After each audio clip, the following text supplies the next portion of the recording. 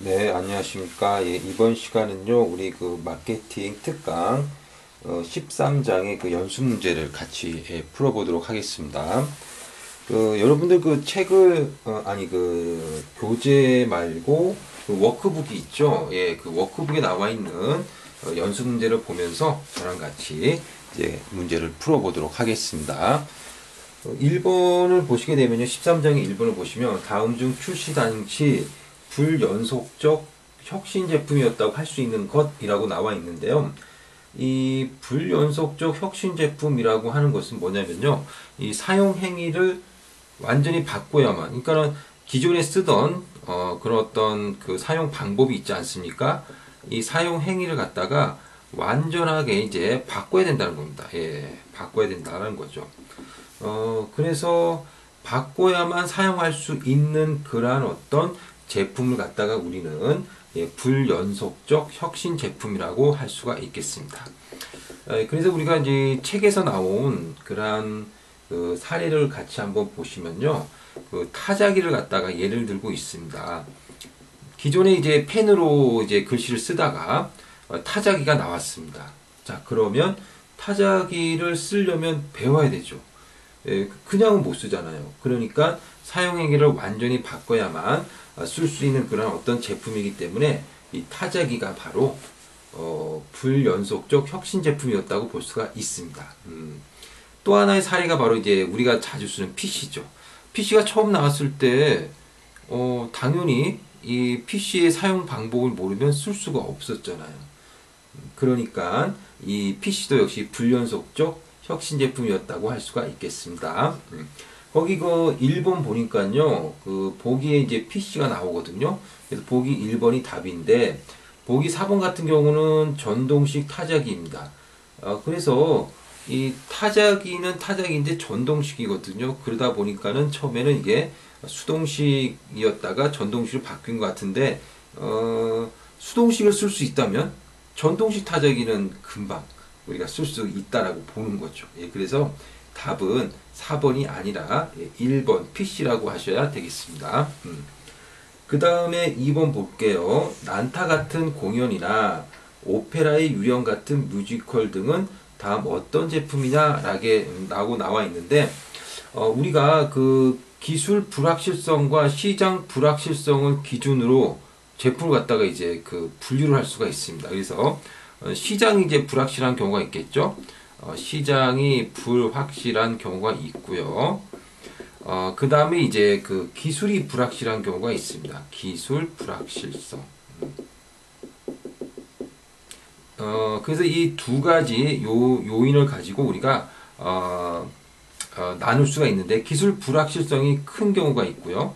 그 다음에 적은 경우가 있고, 시장 불확실성이 적은 경우가 있고, 그 다음에 큰 경우가 있겠죠. 예.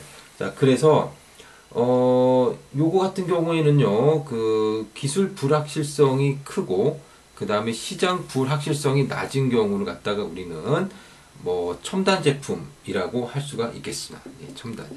예를 들면 암 치료제 같은 경우, 뭐 암 치료제 기술적으로는 불확실하지만 첨단 제품. 시장은 불확실성이 굉장히 낮은 거죠. 왜냐하면 암을 치료할 수 있는 제품이 나온다면 당연히 시장에서는 대환영이겠죠. 예, 그래서 시장 불확실성을 낮다라고 볼 수가 있겠습니다. 그러면 그 시장 불확실성이 높은 건 뭘까요? 기술 불확실성도 높고, 이걸 우리는 하이테크 제품이라고 할 수가 있겠습니다. 하이테크 제품. 그 다음에 요거를 우리는 로테크 제품, 로테크. 그래서 요거 같은 경우는 기술 불확실성은 낮은데 시장 불확실성도 낮은 경우, 둘 다 낮은 경우를 로테크라고 할 수가 있겠습니다. 근데 이제 그 문제에서 물어본 거 이제 이걸 물어본 게 아니라 그 이제 그 하이 패션 제품이라는 걸 물어봤습니다. 하이 패션 제품이라고 하는 것은 뭐냐면, 기술 불확실성은 낮은데 시장 불확실성이 높은 겁니다. 예, 그래서 기술적으로는 충분히 할 수 있을 것 같은데 시장에서는 어떻게 반응할지 모르겠다, 이런 건데 이것을 우리는 하이 패션 제품이라고 하고요. 대표적으로 이제 뮤지컬 같은 것을 예로 들 수가 있겠습니다. 예. 그래서 2번 같은 경우는 난타 혹은 오페라 유령 같은 뮤지컬 등은 어떤 제품이야? 예, 당연히 하이 패션 제품이라고 볼 수가 있겠습니다. 자, 그 다음에 이제 그 3번 보도록 하겠습니다. 그 하이테크 산업에서는 한두 개의 제품이 시장을 대부분 차지하는 현상이 널리 가축된다라고 합니다. 여러분들 그 윈도우 같은 경우 잘 아시죠? 예, 윈도우. 예, 그래서 그 윈도우 같은 경우는 이제 그 마이크로소프트사에서 만들어 가지고 전 세계 PC 사용자들이 사용하고 있는 그런 제품이라고 볼 수가 있는데요. 이 윈도우가 나오고 그 다음에 시장에서 계속해서 판매량이 증가를 하지 않습니까? 그러면 많은 사람들이 이제는 윈도우를 쓰고 있다는 겁니다. 자, 그러면 윈도우를 갖다가 많은 사람들이 쓰고 있는데 누군가가 나는 이제 윈도우 안 쓸래 라고 할 수는 없다는 거죠. 예, 그래서 이 윈도우를 버리고 다른 시스템으로 가기가 굉장히 어려워진다라는 겁니다. 자, 그래서 이 하이테크 산업 같은 경우는 윈도우처럼 한두 개 제품이 이 시장을 차지하게 되고, 이 시장을 차지하게 되면 어떤 현상이 나타나게 되느냐? 바로 수학 체증의 법칙이 나타나서 결국은 시장을 대부분 차지한다라고 볼 수가 있습니다. 이 수학 체증의 법칙이라고 하는 것은 뭐냐면요. 그 투자를 하면 할수록, 즉 투자를 해가지고 시장에서 어떤 지배적인 어떤 사업자가 되면은 투자 대비 산출이 계속해서 늘어나는 결과를 가져오게 됩니다. 이것을 우리는 수학 체증의 법칙이라고 합니다. 그래서 수학 체증의 법칙, 우리 윈도우를 잘 생각하면 되겠죠. 윈도우는 많은 사람들이 쓰다 보니까 투자 대비 산출이 늘어나게 되고, 즉 지배적인 위치가 됨으로 인해서 투자 대비 산출이 늘어나게 되고, 결국은 시장의 지배적인 그런 사업자가 되는 겁니다. 이런 현상들이 바로 수학 체증의 법칙 때문에 나타났다라고 볼 수가 있겠습니다. 자, 그래서 3번의 답은 4번이 되겠습니다. 4번 보겠습니다. 사용자가 많아질수록 제품의 가치가 높아지는 현상을 일컫는 용어는 무엇이냐? 여러분들 그 이메일 많이 보내시죠? 예. 자, 그러면 그 이메일을 갖다가 안 쓸 수는 없지 않습니까? 예. 그 다음에 카톡, 예, 거의 매일 하시죠. 그 카톡을 또 안 쓸 수도 없다, 이런 이야기입니다. 자, 그러면 이 카톡은 거의 대부분의 사람들이 쓰고 있고, 메일도 역시 마찬가지고요. 그렇다면은 이 많은 사람들이 사용을 하면 할수록 결국은 이런 어떤 가치가 높아지게 된다라는 겁니다. 이런 걸 우리는 네트워크 효과라고 볼 수가 있겠습니다. 네트워크 효과. 네트워크 효과. 자, 그래서 4번의 답은 2번이 되겠고요. 그 다음에 5번, 하이테크 제품에서 잠재 제품의 의미는 무엇이냐라고 물어봤습니다. 자, 하이테크 제품에서 잠재 제품이다. 일단 여러분들,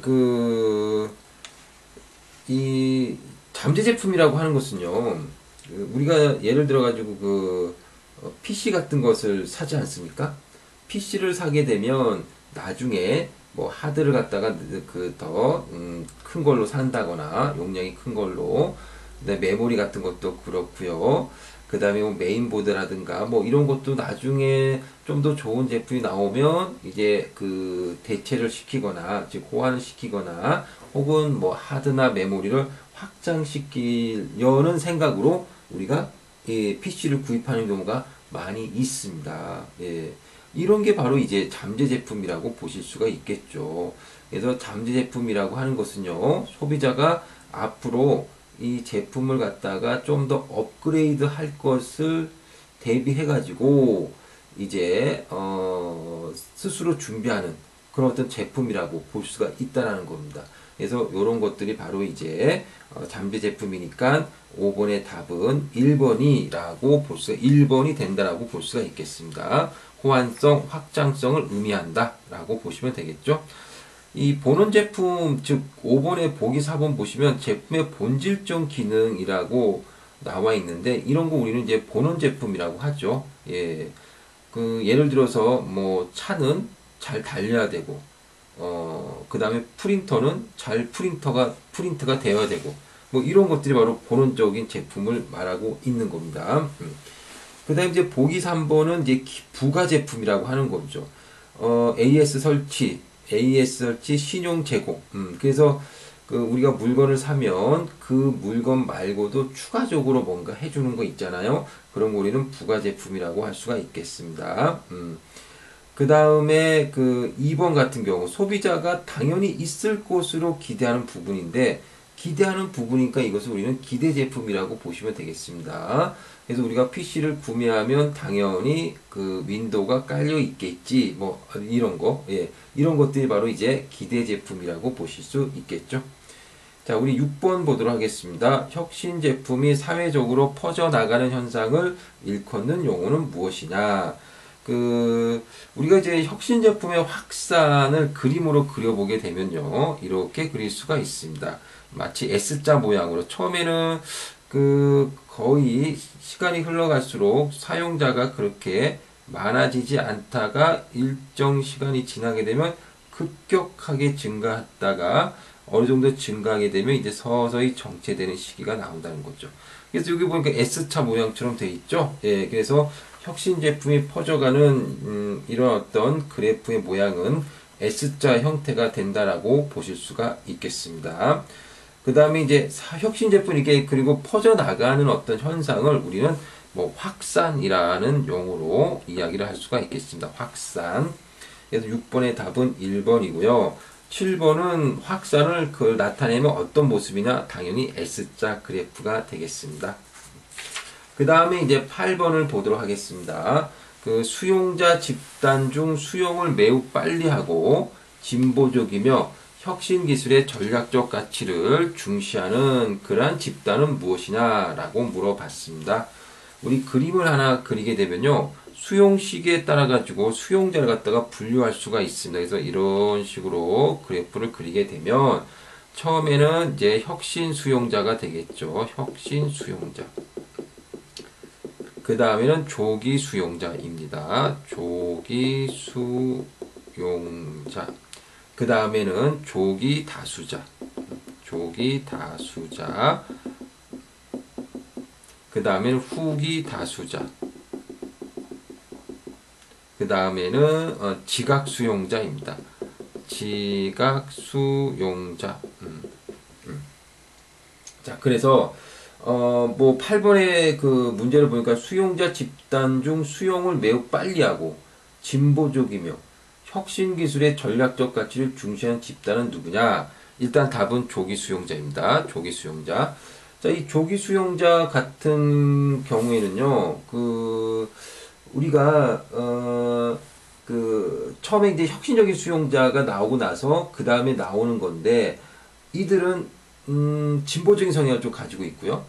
그 다음에 신기술이 나오면 이 신기술을 가지고 뭔가 좀 활용할 수 있는 게 뭐가 없을까라는 생각을 하는 사람들이라고 보실 수 있습니다. 예. 그래서 이 조기 수용자는 새로운 기술이 나오면 이것을 구매해가지고, 즉 구매할 수 있는 어떤 조직 내에서도 구매를 결정할 수 있는 위치에 있고, 그 다음에 이것을 구매해가지고 이것을 잘 활용해서 생산성을 향상시킬 수 있는 그러한 어떤 능력이 있는 사람들이라고 볼 수가 있겠습니다. 자, 그래서 뭐 진보적이고 혁신 기술의 어떤 전략적 가치, 예, 그러니까 이것을 잘 이용해 가지고 뭔가 기업의 가치를 향상시킬 수 있는 그런 어떤 집단이라고 볼 수가 있겠죠. 이런 사람들이 바로 조기 수용자라고 보실 수 있겠습니다. 자, 그 다음에 9번 캐즘이란 무엇인가 라고 나와 있습니다. 캐즘. 자, 이 캐즘이라고 하는 것은 뭐냐면 조기 수용자와 조기 다수자, 예, 요 사이에, 요 조기 수용자와 조기 다수자 사이에 이 위치하는 그러한 현상이라고 볼 수가 있고, 이게 처음에는 혁신 수용자가 있고 조기 수용자가 나타나면서 매출이 급격히 증가하다가, 즉 매출이 급격히 증가하다가 갑자기 매출이 줄어들거나 매출이 정체되는 현상이 나타난다는 겁니다. 예. 이런 게 바로 이제 뭐 그러다가 나중에는 뭐 조기 다수에 다시 이렇게 올라가긴 하겠지만, 어쨌든 조기 수용자와 조기 다수자, 조기 수용자와 조기 다수자 그 사이에 있는 요 부분을 우리는 캐즘이다라고 이렇게 이야기를 할 수가 있겠습니다. 캐즘. 자, 그래서 9번 보니까는 캐즘이란 2번이 답이죠. 조기 수용자와 조기 다수자 간 수용 시점의 차이라고 보시면 되겠습니다. 그래서 그 조기 수용자와 조기 다수자 사이에 그 매출이 줄어드는 그런 어떤 현상을 우리는 이제 캐즘이라고 이렇게 이야기를 할 수가 있겠습니다. 그래서 이때를 넘기지 못하면 매출이 줄어드네, 이제 안 되나 보다 하고 그냥 포기하면 안 되고 이 캐즘을 넘어서야지만 이 조기 다수자와 후기 다수자가 있는 아주 그러니까 대부분의 어떤 고객들이죠. 이런 고객들이 있는 거대한 시장으로 다 진입을 할 수가 있다라고 볼 수가 있겠습니다. 자, 그러면 그 캐즘이 나타나는 이유가 뭐냐? 10번이 바로 그 문제입니다. 그래서 캐즘이 존재하는 이유를 잘 설명한 것은 그랬는데 보기 4번을 보시면 조기 다수자는 위험을 회피하려는 사람들로 기술 및 수용자의 불확실성이 사라질 기다리기 때문이다. 그래서 조기 수용자가 이렇게 매출을 올렸으면 그 다음에 조기 다수자가 나와가지고 이제 사야 되는데 조기 다수자가 보기에는 아직 불확실하다는 거죠. 그래서 조기 수용자는 거의 대부분 샀고 조기 다수자는 아직 안 들어왔고 그러니까 매출이 정체될 수밖에 없다는 겁니다. 그러다가 이제 어느 정도 불확실성이 사라지면 조기 다수자가 이제 물건을 살 수 있게 되니까 이제 매출이 급격하게 올라간다라고 볼 수가 있겠습니다. 10번의 답은 4번이고요. 11번 보시면 메인프레임 컴퓨터는 미니 컴퓨터에 의해서 시장을 잃었고 미니 컴퓨터는 PC에 의해서 시장에서 사라졌다. 이처럼 기존의 기술을 완전히 대체하는 기술을 일컫는 용어는 무엇이냐라고 물어봤습니다. 예, 일단 답은 와해성 기술입니다. 와해성 기술. 그래서 이 와해성 기술이라고 하는 것은요, 어떤 물건이 나옴으로 인해서 기존 제품을 완벽하게 대체를 한다라는 겁니다. 뭐 책에서는 이제 PC의 예를 갖다가 들어가지고 이제 설명했는데 옛날에 우리 삐삐 있었잖아요. 예. 우리 삐삐를 잘 쓰다가 그 다음에 휴대폰이 나오면서 삐삐는 완벽하게 사라졌습니다. 예. 삐삐 가지고 있는 사람은 아무도 없죠, 지금은. 예. 그러니까 기존의 제품을 갖다가 이제 대체하는 그런 어떤 완벽하게 대체하는 어떤 대체품이 나오는데 이러한 어떤 기술을 우리는 와해성 기술이라고 볼 수가 있겠습니다. 자, 이렇게 해서 우리가 11장을 같이 한번 풀어봤습니다. 예, 여러분 수고하셨습니다.